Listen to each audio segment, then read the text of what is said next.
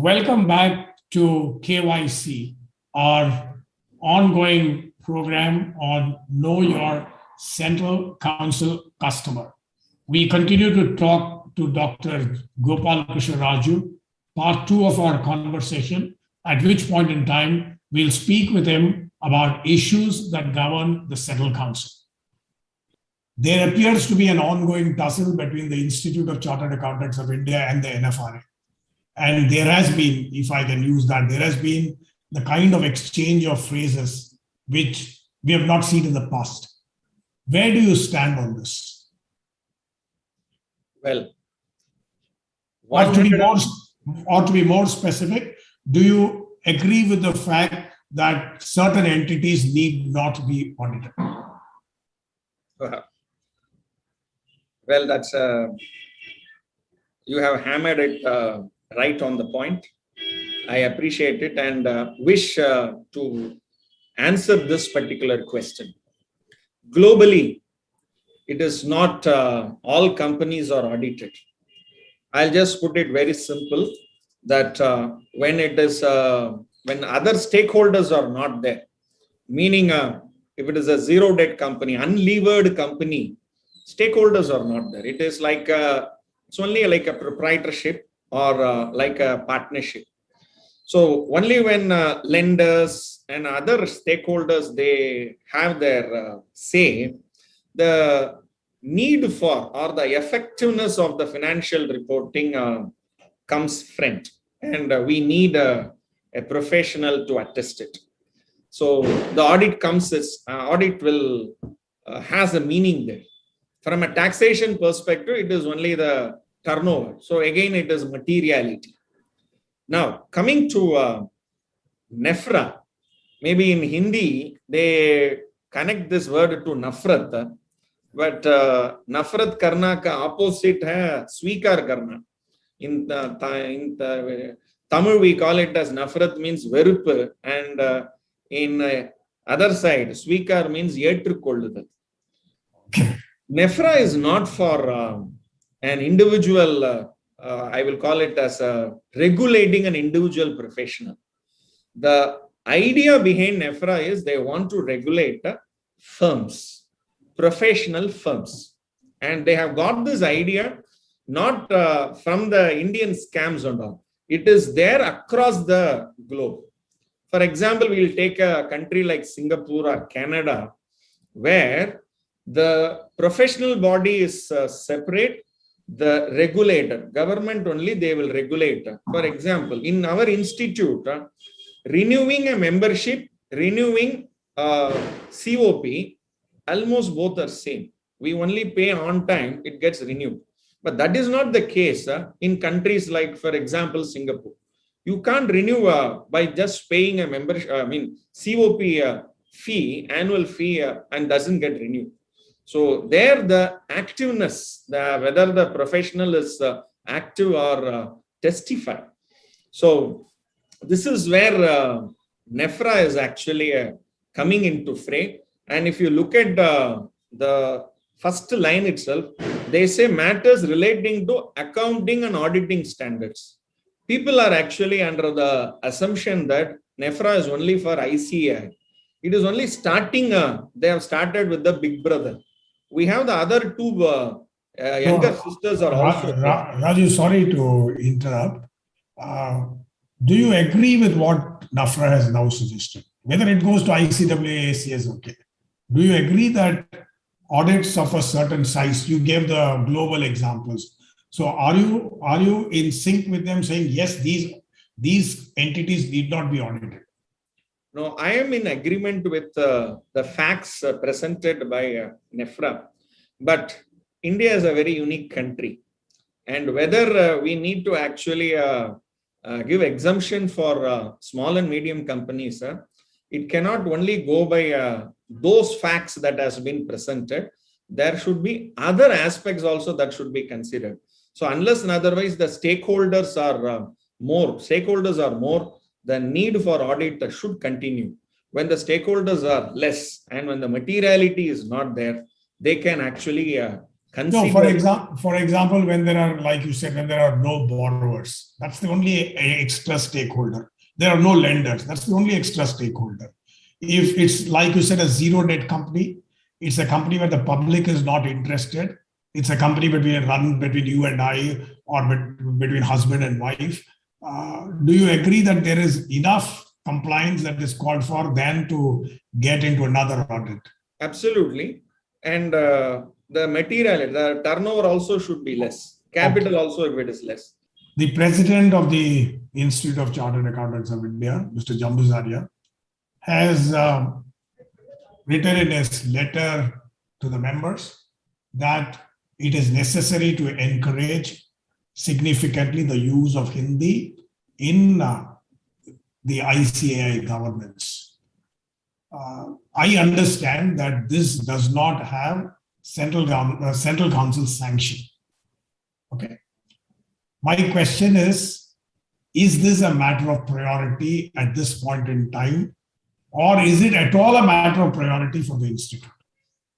Definitely no. This is not a language, is not a priority at all. We are in a country where 447 languages are spoken, 22 official languages are there.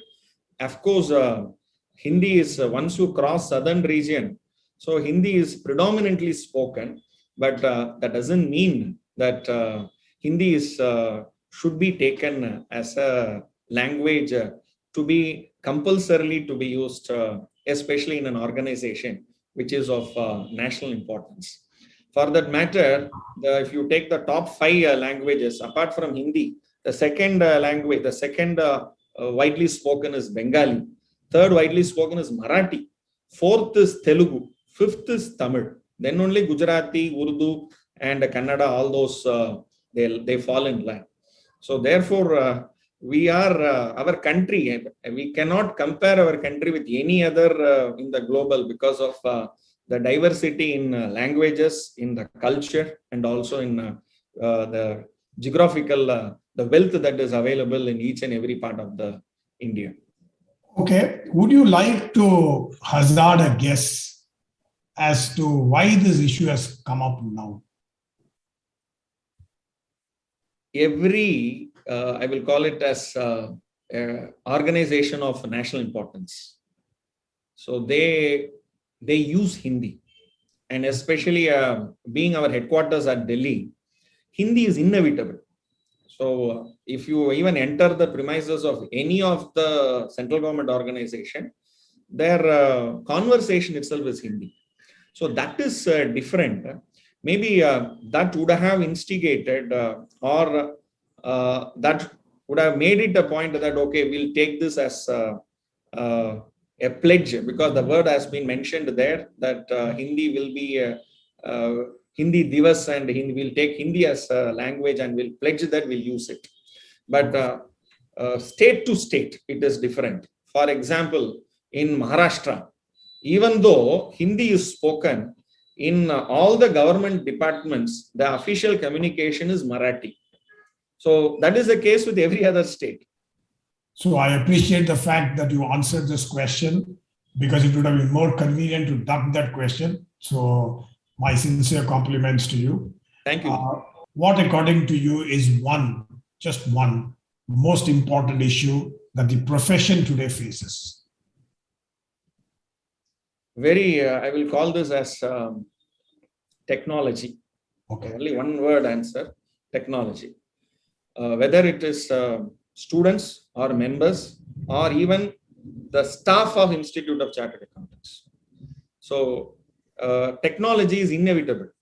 So along with the subjects, for example, accounting is not, it's not separable with technology. Tax is inseparable with technology. Every place it is there. And it is also there in our practice, even in industry. So the foremost challenge before us is every day the technology is overtaking us. And the days are not far away where accounting, bookkeeping has gone now. Today it is actually from the, what do you call it as the digital accounting, we have now gone for a cloud accounting. And the days are far away where we'll go for a process automation and all. So our members, our students, they have to actually understand this. Practitioners have to understand that compliance, the practice of compliance is already known. So I'm just giving one or two aspects why technology is very, very important. So if that is understood as an institution. Yeah, the way technology is sweeping, you have only technology companies, not necessarily doing the technology as we understand, but technology companies like Uber. I don't know whether Uber is a technology company or a cab hire company. So you could have a technology company which is doing audits. In other words, technology, like you said, has become all pervasive. My last question, Dr. Raju, to you is that you have, in the course of the last 3 years, done a lot of sessions for professionals in the valuation space. You have taught them. And from what I understand is that you have taught them free. You have not charged them. One quick question. I'm not very diplomatic, so I'll put it very crudely. Forgive me for doing that. Did you have in mind that these guys will one day vote for you? Never. No. And I am from a family of chartered accountants. My father was a teacher. So he used to teach accounting in 70s and 80s. So teaching is in my genes. And I never thought, even I never had an idea. When pandemic was at the peak in April 2020, I was there was no work, what to do. The only thing we were connected is through technology. So it was just a spark. Why not? Because my thirst in subject and to connect people, the technology gave a platform for me to do that. And I don't want to do it because that pandemic time, I also want to keep my professional brethren engaged. And also, I don't want to bhashan. They say in Hindi it is only bhashan. No, you will only you are only contesting for these aspects. No, I want to actually demonstrate. So maybe whether I'm contesting or not, that idea I didn't have at that time. But I was an avid contributor to the subject, and whatever I was doing, I was only doing on the latest subject. And valuation was one such area. And today we have 4,434 registered valuers across the country. And out of the 1,200 are SFA valuers, securities or financial asset valuers. And out of that, 300 plus qualified valuers are only those who have gone through my sessions, online sessions. So almost 25% of the guys who are today in valuation, the finance space, have all seen you. That is great. Just really the last question. How do people select whom to vote for? Various factors. Very quickly, off the head. Number one, known friends, teachers, and acquaintances, and so many factors. And your emails, sometimes email also people get, so I have not known this particular guy. Your SMS, the way you actually connect with people. So all these factors play a role. It is not one single factor. And this election is not a general election. It is actually an election of intellectuals. People see you. People, they weigh you. They compare with the fellow candidates. They read your profile. It is not that they just come and give a preference. They read your profile. They understand you. They, even if they don't know, they try to understand from their friends who's this candidate, how he performs. So, and if a friend actually says, okay, so-and-so candidate is known to me, so through friends and acquaintances. So all these plays a role. That is why you get many calls, SMS, emails, letters. So my only request is maybe through this medium, and also Mr. Pattabhiram, all the members have to actually, they have to accept these petty, whatever disturbances that will happen till December 2nd. Thank you very much, Raju. It was a pleasure talking to you. And I wish you the very best of luck for the coming council. Thank you. Pleasure was also mine.